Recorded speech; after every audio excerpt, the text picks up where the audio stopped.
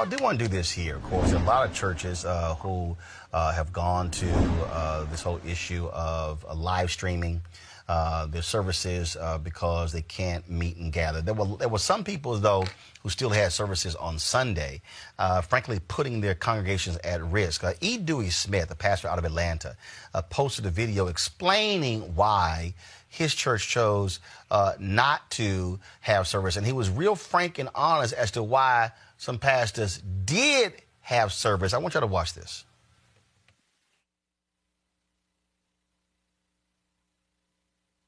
I don't want to get into no fights with pastors, but let me say this. Our mortgage here at our church is $100,000 a month. Our light bill here at our church is $40,000 a month. We have 50 employees. We got a counseling center. We have a human trafficking program that we sponsor. We're building a church in Africa. When we don't have church, that threatens our operation. We're like other. So for us, when we made a decision to close our church, public worship services, that was not a fear. That was because we had regard, and for me, I love my members, and they want to put them in a position where they be sick. The faith for me was not in having church. The faith for me was saying, you know what, we're gonna prioritize people's safety and trust that God's gonna help the people to meet our needs financially. That was faith. Just because you had church does not mean you got faith. Some of you guys had church because you needed that offering.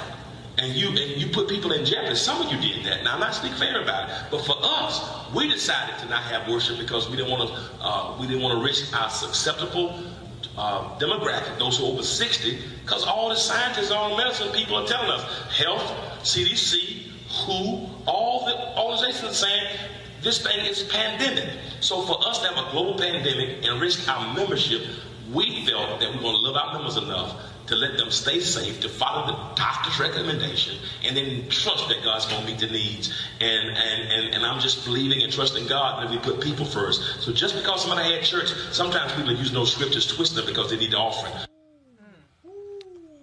Rolling. I was an usher at Canaan Avenue Missionary Baptist Church as a young man, a teenager.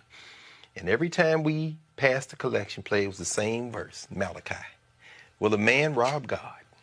Yet ye have robbed me. Wherein do you say ye have robbed me? In thy tithes and offerings. That brother right there gave a word.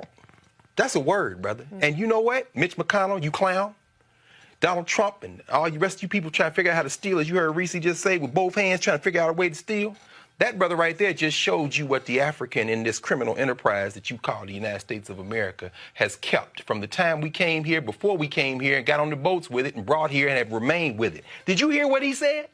He said, I want to make sure my faith is in my people and that God will help us provide. And guess what? Those people will be the ones that come out their pocket and send that money in by any means necessary while you're trying to figure out how to steal with both hands. You better go read the Bible, Old and New Testaments, and go back to that Old Testament when you start dealing with Sodom and Gomorrah and figure out, as the Rastas know, what happens when Babylon fall. You don't have no faith in nothing but money. Forget in God we trust on your dollar bill. But let's be clear. What that brother just said, that is character. That's hard to replace, brother. That was very powerful. All right, folks, that's got Roll Mark Uncle.